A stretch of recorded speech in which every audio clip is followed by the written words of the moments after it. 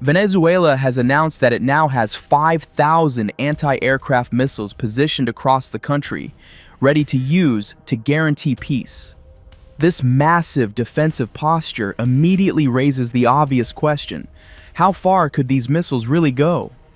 Systems of this category, designed for low-altitude defense, can typically reach aircraft flying a few miles out and up to around 10,000 to 12,000 feet in altitude.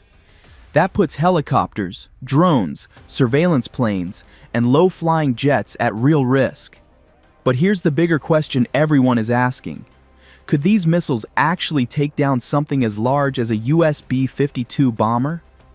That's one of the scenarios military analysts are debating right now, and it's adding tension to an already volatile situation. Meanwhile, Venezuela has raised readiness levels across its army, National Guard, and militia forces, describing it as a purely defensive move. On the US side, things have escalated sharply. Washington has warned that ground operations may begin soon, insisting they know where the targets are, know the routes they use, and know how to stop them. So let's break down what could realistically happen next, and what different types of US operations might look like if this crisis reaches the point of no return. If there's one option the US can execute immediately, with overwhelming force, it's an air campaign. And this is where things get intense. Imagine the opening minutes. Stealth jets, F-22s and F-35s, slipping in silently, targeting radar stations, communication hubs, and power nodes that feed Venezuela's air defense network. These opening strikes wouldn't just hit hard, they'd blind the system, making everything that follows far more effective. Then come the long-range bombers, B-1S, B-2S, and even the massive B-52S can launch precision weapons from dozens of miles away without ever crossing into Venezuelan airspace. These aircraft can carry enough firepower to shut down entire bases, destroy hardened bunkers, or take out command centers in a single coordinated wave. Low-flying jets and helicopters would face the greatest danger from Venezuela's 5,000 missiles, but the US can avoid that completely by staying high, staying fast, or staying far away, using standoff weapons that strike from beyond the reach of Venezuelan defenses. And then there's the message behind it all. B-52s have recently been flying near the region on training runs. That wasn't a coincidence. It was a reminder of what the US can bring into the area at a moment's notice. The big question now is whether Venezuela could withstand a layered assault coming from stealth jets, strategic bombers, drones, and carrier aircraft all at once. Even a massive missile stockpile can be overwhelmed by a carefully choreographed air campaign. Another major possibility is a US Marine amphibious landing, and this is a scenario that would unfold fast and hit hard. Picture the coastline before dawn. A line of US Navy amphibious ships sitting just beyond the horizon, launching waves of amphibious combat vehicles, cutting through the surf, heading toward the beach. These vehicles can move directly from ship to shore, carrying fully equipped Marines ready to push inland the moment they hit the sand. Alongside them, you'd have landing craft air cushion hovercraft, roaring across the water at high speed.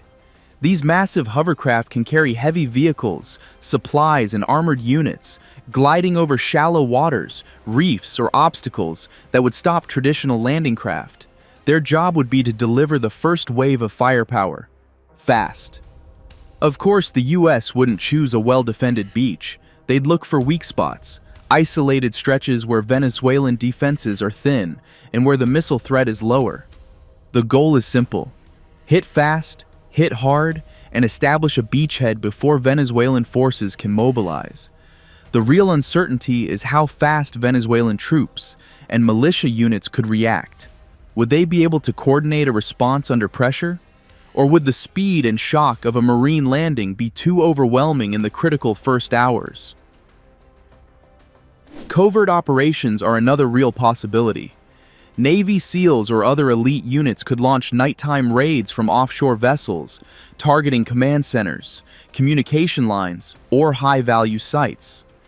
With ships like the Ocean Trader in the region, designed specifically to support these kinds of missions, teams could insert quietly, carry out a focused strike, and disappear before sunrise. These raids wouldn't aim to take territory. They'd aim to destabilize Venezuela's defenses from the inside, making larger operations easier and keeping the pressure constant. The U.S. Navy already has powerful assets in the Caribbean. From destroyers to cruisers to possibly an aircraft carrier group, these ships can deliver long-range strikes without ever entering Venezuelan waters. Carrier aircraft can hit coastal defenses, destroyers can launch cruise missiles from over the horizon, and naval drones can provide real-time surveillance. This creates continuous pressure, forcing Venezuela to defend multiple fronts at once. If the situation escalates into a full operation, it won't be just one type of attack. It will be several layers of pressure happening all at the same time, each one making the next one harder to stop. Picture it like this.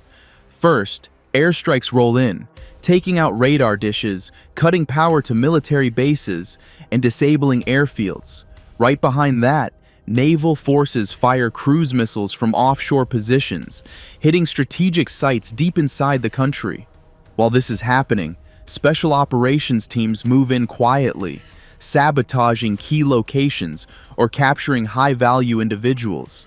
Then, amphibious and ground units prepare to advance, either to secure coastal territory or to support follow-up missions inland. And in the background, electronic warfare and cyber operations jam communication channels, disrupt command structures, and create confusion across the defensive network. The question is, could Venezuela maintain control under that kind of multi-directional pressure? Or would the system break apart before a coordinated response is even possible? So here we are, Venezuela displaying 5,000 anti-aircraft missiles. The U.S. warning that land operations could begin soon, bombers flying close, warships repositioning, and special forces platforms moving into place. It feels like every day the tension gets a little higher. And now the world is asking, is this still a war of words? Or are we watching the early steps towards something far more serious? Thanks for watching the video.